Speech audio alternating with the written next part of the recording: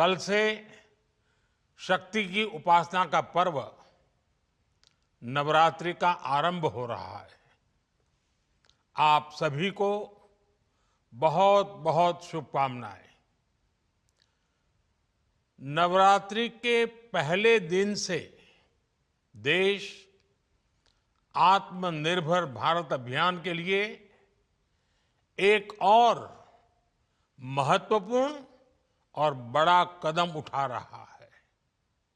कल यानी नवरात्रि के प्रथम दिवस 22 सितंबर को सूर्योदय के साथ ही नेक्स्ट जनरेशन जीएसटी रिफॉर्म्स लागू हो जाएंगे।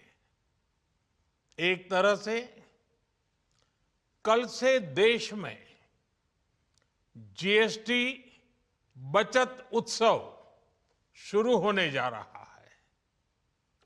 इस जीएसटी बचत उत्सव में आपकी बचत बढ़ेगी और आप अपनी पसंद की चीजों को और ज्यादा आसानी से खरीद पाएंगे।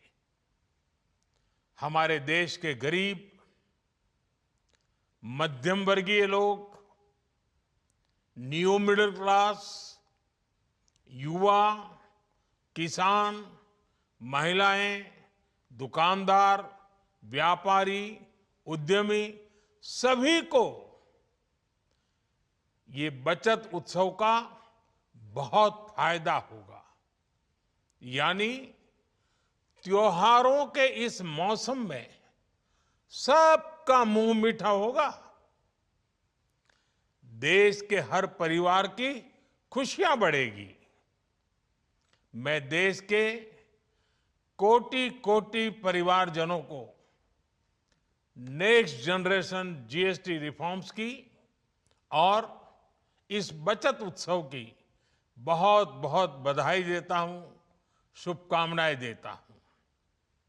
ये रिफॉर्म भारत की ग्रोथ स्टोरी को एक्सेलरेट करेंगे, कारोबार को और आसान बनाएंगे, निवेश को और आकर्षक बनाएंगे और हर राज्य को विकास की दौड़ में बराबरी का साथी बनाएंगे। साथियों, जब साल 2017 में भारत ने जीएसटी रिफॉर्म की तरफ कदम बढ़ाया था तो एक पुराना इतिहास बदलने की और एक नया इतिहास रचने की शुरुआत हुई थी। दशकों तक हमारे देश की जनता, आप सभी लोग, देश के व्यापारी अलग अलग टैक्स के जाल में उलझे हुए थे। Octroi, entry tax, sale tax, excise, VAT, service tax, न जाने भांति भांति के दर्जनों टैक्स हमारे देश में थे।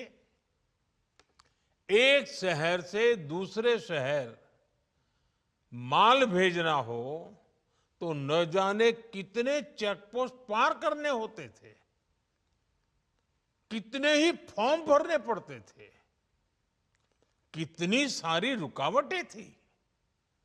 हर जगह टैक्स के अलग अलग नियम थे। मुझे याद है जब 2014 में देश ने मुझे प्रधानमंत्री पद का दायित्व सौंपा था, तब उसी शुरुआत के दौर में एक विदेशी अखबार में एक दिलचस्प उदाहरण छपा था। उसमें एक कंपनी की मुश्किलों का जिक्र था। उस कंपनी ने कहा था कि अगर उसे बेंगलुरु से 570 किलोमीटर दूर हैदराबाद अपना सामान भेजना हो तो वो इतना कठिन था कि उन्होंने सोचा और उन्होंने कहा कि वो पसंद करती थी कंपनी कि पहले अपना सामान बेंगलुरु से यूरोप भेजे और फिर वही सामान यूरोप से हैदराबाद भेजे। साथियों, टैक्स और टोल के जंजाल की वजह से ये तब के हालात थे। और मैं आपको सिर्फ एक पुराना उदाहरण याद दिला रहा हूं। तब ऐसी लाखों कंपनियों को, लाखों करोड़ों देशवासियों को अलग अलग तरह के टैक्स के जाल की वजह से हर रोज परेशानी होती थी।